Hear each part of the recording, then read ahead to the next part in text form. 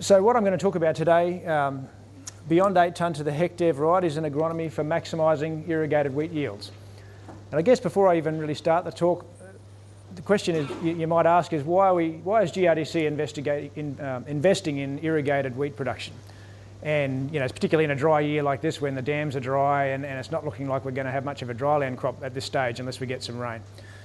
And so what we need to understand is that around the world things are changing. We've got population growth increasing higher and higher every year. The climate's changing and becoming more variable. But as well as those things, we have key agricultural production areas under more pressure and struggling to produce the same level of food that they have in the past. A couple of years ago I was invited to China to talk at a workshop on the North China Plain. The North China Plain is a fairly large agricultural production region that feeds 600 million people around Beijing and thereabouts. And these 600 million people depend on this area. It produces wheat and maize every year. 7 tonnes of wheat and a bit more than that in maize. The only way they can do that is by using irrigation water, and they're mining their groundwater. It all comes from bore water. They're mining their groundwater at a rate of 2 megalitres per hectare per year to feed those 600 million people. And there's 5 aquifers, and you talk to the local researchers, and the top 3 aquifers are dry, essentially, and they're down into the 4th aquifer, and this is 1,000-year-old water. It doesn't get recharged real fast. And so this area is running out of water rapidly, and the estimates are around about 15 years from now, the water will be gone. And so 300 million people who are currently getting their food from this particular part of the world are going to be looking for food from somewhere else. So basically, we saw in 2008 we had grain price spikes at a time when irrigators had water and a favourable condition for an irrigated wheat crop, and we grew a lot of wheat in 2008. And for those of you who did it, we didn't do so well. A lot of it lodged, and instead of getting the 7-8 tonne yields we had fertilised for and put water in for, we ended up with 3 to 4 tonne yields, mainly because of the lodging and the weather event at harvest. So basically that's why GRDC is investing in irrigated grains research, because from time to time there are going to be real opportunities for irrigators to take advantage of good conditions and good prices. But these results are also applicable to dryland growers in favourable environments like the Liverpool Plains particularly, but growers on the Darling Downs who have a really good year as well. So this project is funded by GRDC. It's called the Better Irrigated Wheat Agronomy project. It's been running for 2 years now, has another 3 to go. And we're looking to improve agronomy for increased yield and reduce lodging under irrigation specifically, but also in high yielding dryland areas. We're working in conjunction with another project called the Better Irrigated Wheat Germplasm project. There's some plant breeders who are developing high yielding lodging resistant germplasm. And we run joint trials. And in the last couple of years we've been running trials in Breezer and Emerald and Narrabri, Gatton, Brookstead. When we run our trials, we aim to fully irrigate them. Doesn't always happen, but the aim is to keep them water non-limited if we can. Unfortunately, farm managers get sick and the irrigation pumps break and it never quite happens perfectly just like it does on a farm, but we try. We run a comprehensive fungicide and insecticide program. So all of the trial results you're about to see, you really need to understand some of the varieties may have real disease issues if you don't run a full fungicide program on them. So very important. We're looking for varieties that have got good standability and good yielding ability, and we're not too worried about their disease package just now. That's for the breeders to sort out later. We want to tell the breeders which commercial varieties have got the right plant type to do the job. When we run different nitrogen timings, we have a delayed nitrogen regime where we aim to have around 100 kilos of nitrogen in the soil at sowing. That's soil N plus any fertiliser N that's been applied up until that point. And then we aim to put another 200 units on in season. And we compare that with upfront nitrogen of 200 to 300 units at sowing, but we always make up our plots to around 300 units of N through the season to try and get 8 tonne yields. And we're using plant growth regulator mix applied at GS30-31 at the end of tillering. And that's a mix of chlormequat chloride and a Syngenta experimental product, which some of you will know about, but it's not quite registered yet, so we can't name it. So, cautionary notes. It always scares me when growers want to run out and try something new on a large scale. I was up in central Queensland a few years ago talking about delayed nitrogen strategy, and I said, try it on a small scale first. And then you come back 3 months later and he's planted 1,000 hectares to this particular management strategy, and he's concerned because the crop's looking nitrogen stressed. Well, I'm concerned too because I've never done this before. I told you to try it on a small area, not a large area. Luckily it came good for us, but always try something new on a small scale. You don't know how it's going to react on your soil type with your machinery. You're just never quite sure, so please consider that. We've talked about the disease issues. Marketing options, some of these varieties haven't been grown in the north before, so if you did want to try one of them, then you need to check you can actually market the variety at the end. And we haven't had big lodging years in the last 2 years. It's been quite dry and quite warm, so lodging hasn't been as great as it was back in 2008. So where we have had lodging in our trials, we don't think it's limited yield terribly badly. And so varieties that are lodging susceptible have probably yielded better in the last 2 years than they might in a heavy lodging year. So just consider that as well. You're going to see a few graphs like this, so I'll just quickly explain what's going on here.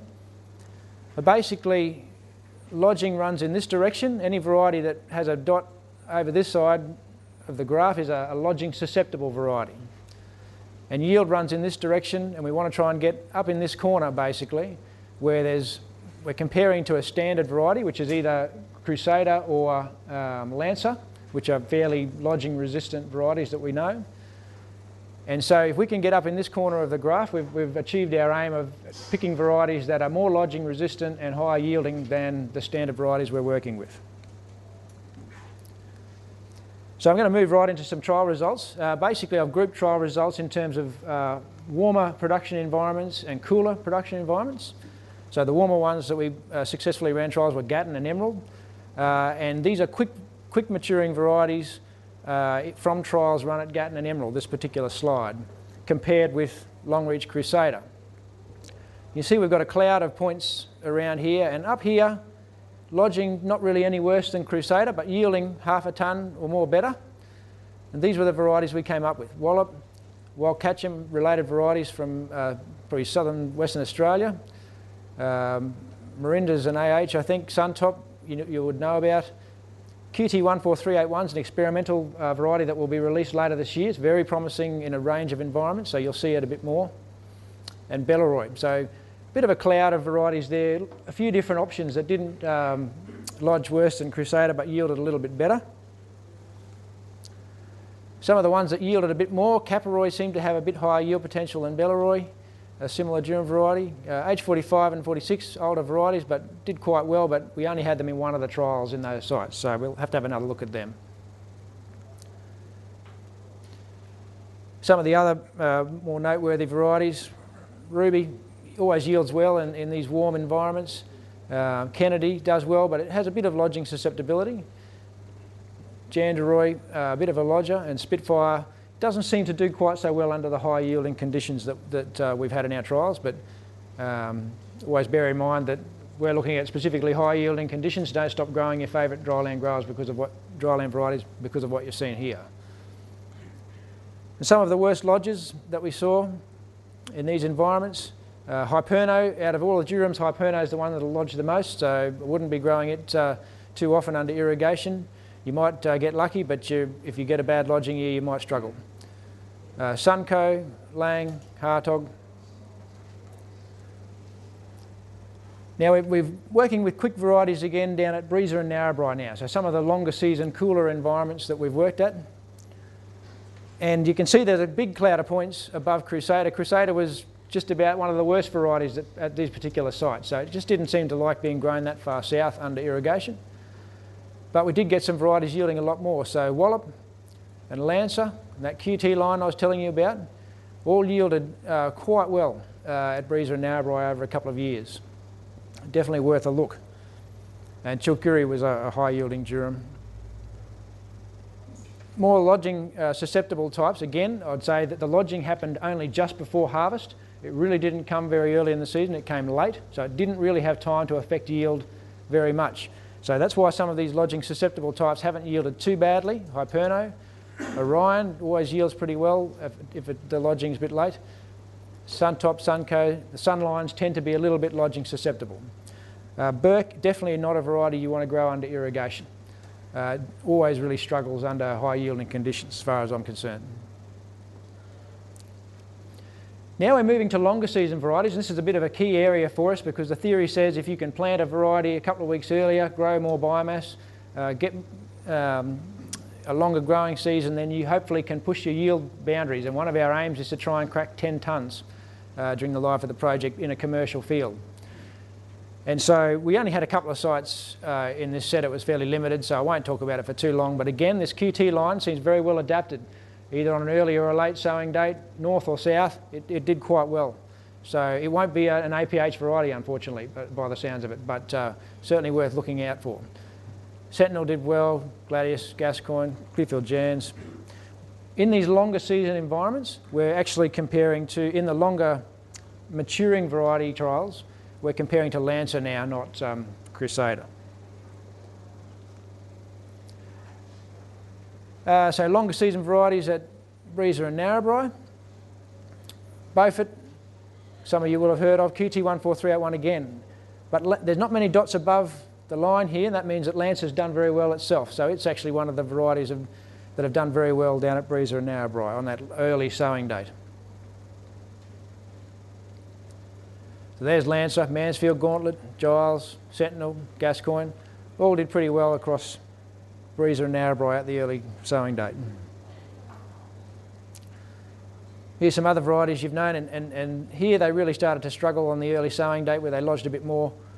Gregory, Bounty, Sunvale, Sunbriar, Burke really didn't do quite so well compared to Lancer.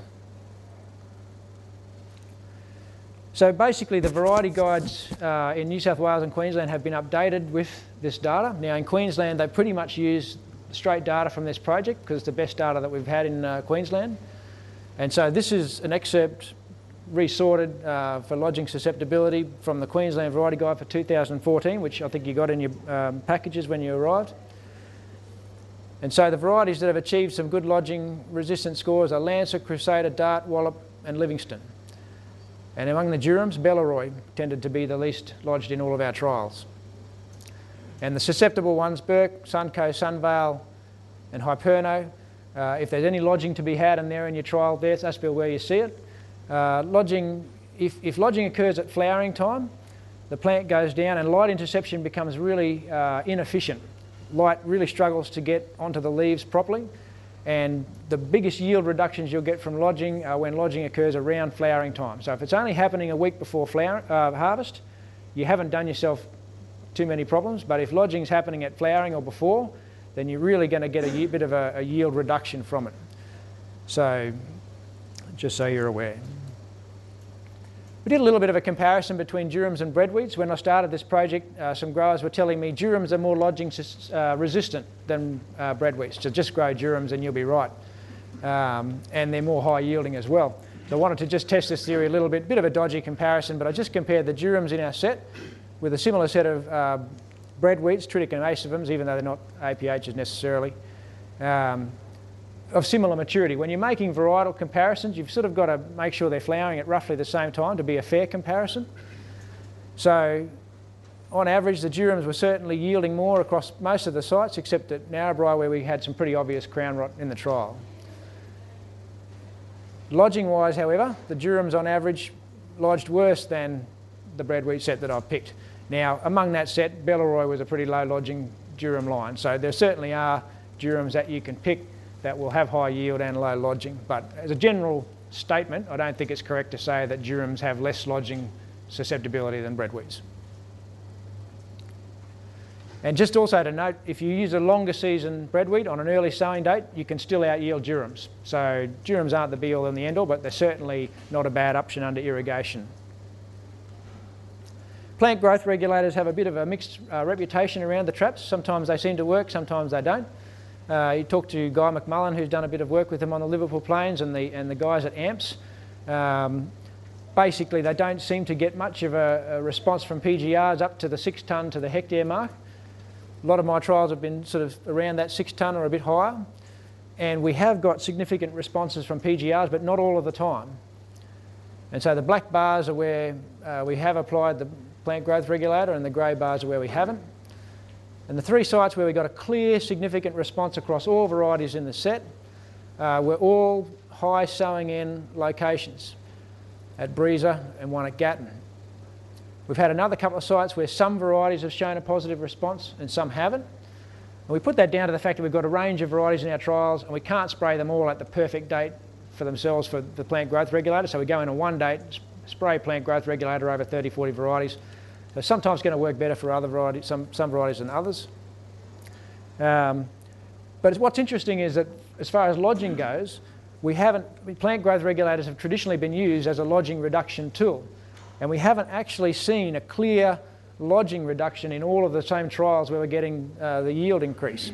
We have in some. So at Gatton in 2013, we certainly saw a significant reduction in lodging that had a corresponding yield increase.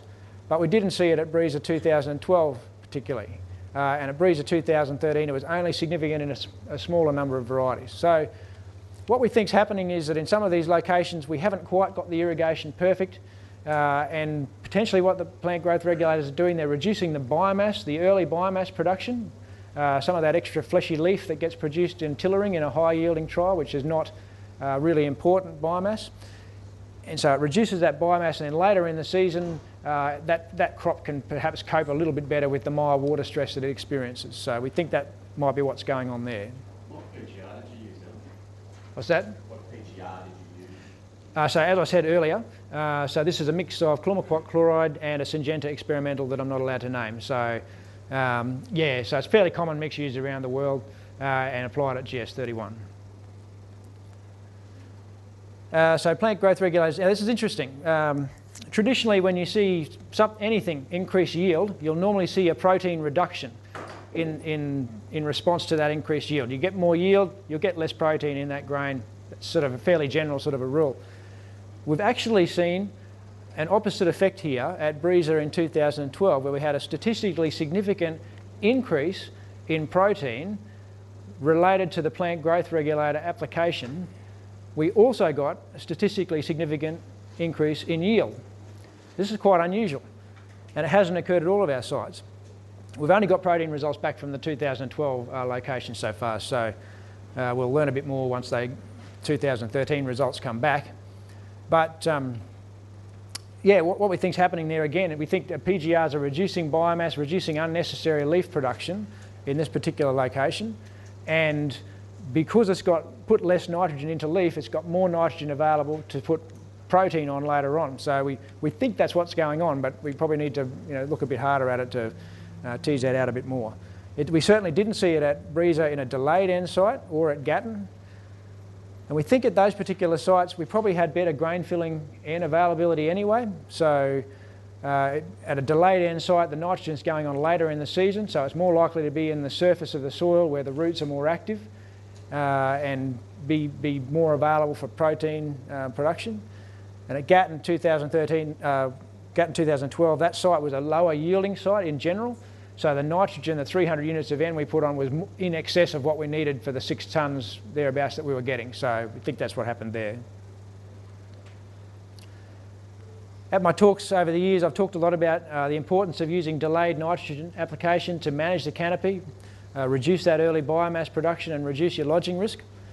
Just a bit of a cautionary note on it. Last year was the first time we've seen it not work in our trial at Gatton. So in previous years, we've always had a significant yield increase associated with the delayed application of nitrogen. Last year, we almost, not quite, had a significant decrease in the variety Kennedy. And previous years, we've had significant lodging reductions generally, but last year, nothing. And I guess it's a bit of a warning to sort of say that, in different seasons, different things are happening. We were probably a little bit late with our nitrogen application, but it was a very, very warm season, unbelievably warm season in Gatton and Emerald last year. We practically didn't have winter in southeast Queensland. We had 2 weeks of cold weather and that was it. And so stem elongation was very rapid. The crops flowered 7 to 10 days earlier than normal, and I think that crop just had advanced a bit too far and went through stem elongation very quickly and couldn't take up that delayed nitrogen that we put on. Thanks, Rob. So we need to do a bit more work on the best end timings, but certainly that nitrogen does need to be on well in advance of GS32. Probably does need to be on around that GS30 mark. Something to be aware of. Just to wind up, looking at 2013 in historical context, we've used our computer model AppSim to simulate water non-limiting yields for some of our sites as a long-term average. So this is, take water stress out, just look at the temperature regime and the radiation that we got to help grow the crop the last 2 years. And 2012 was, not too bad in Emerald, not far behind the long-term average, a bit better than average in Goondiwindi and Gunnedah. But 2013 was a tough year for yield potential. We were basically, the yield potential in Emerald was a tonne below the long-term average last year, just based on the temperature. Forget about the fact it didn't rain. Just on how hot it was and how quickly the crop flowered, it just didn't have time to put on yield in Emerald. And Goondiwindi also had a similar sort of issue. So it was a tough year last year, not just from the fact that we had lack of rain, but the temperatures bringing the crop in made it even harder. Final reminder to any irrigators or irrigated agronomists in the room, wheat really does need a lot of water. If you're trying to get 8-tonne yields, you've got to be prepared to put water on. And here's some water graphs from a simulation that we wore, just to show you what goes on in wheat. The first couple of months of a crop, this is an 8-tonne crop, so I should say the black line is average water use across a long-term set of years. The red line is the top 10% of years, so really extreme sort of water use. And basically, the first couple of months of a crop really only needs 80 mil. It doesn't need a lot of water. But once you get to spring, you really need a lot of water to grow a high-yielding wheat crop. And so 420 mils, that's 4 1 megalitre irrigations. And the other thing to consider is sometimes we do our water calculations in our head and we think, well, I've got 100 mil of sowing water and I've got 100 mil of in-crop rainfall, so I only need another 300 mil of irrigation to get there. The problem with that is if your crop ends up completely using all of the soil water by harvest and you've got absolutely no water left, I guarantee you your crop's been stressed for the last 3-4 weeks of the growing season. And so if you want to get that 8-tonne, you can't afford to finish on a completely dry profile. So if you do want to try and get the really top yields, you pretty much got to aim to have 50 to 100 mil left in the soil once the crop's dried off, because it just cannot get all of the water out of the soil without being stressed. It's too hard for the roots to get that water. It's going to be stressed while it's doing it. So just keep that in mind, but you really, irrigated wheat, 8-tonne wheat does need a lot of water. We have hit another couple of 8-tonne commercial crops last year. So at Brookstead they did it in a paddock, unfortunately not the one where we had our trial, but the next one over, always the way. But they got 8.5 tonne on a crop of Crusader. And down at Quirindi they grew a 9-tonne crop of Belaroi, and that was very interesting listening to Nick talk about head numbers. I went into this crop at a certain point and they said, we've done a head count and there's 600 heads per metre squared in here, and there certainly were a lot of heads. I said, well, you've actually got more heads than you need for your yield target, because they were targeting 9 tonnes to the hectare. I said, you can get 2 grams for every head, and at 600 heads you can actually get 12 tonnes right here, theoretically speaking. You've got more biomass than what you need for your yield target. So it was very interesting because they kept irrigating as best they could in a dry year. The paddock itself ended up yielding 9 tonnes to the hectare, total paddock, trucks into the silos.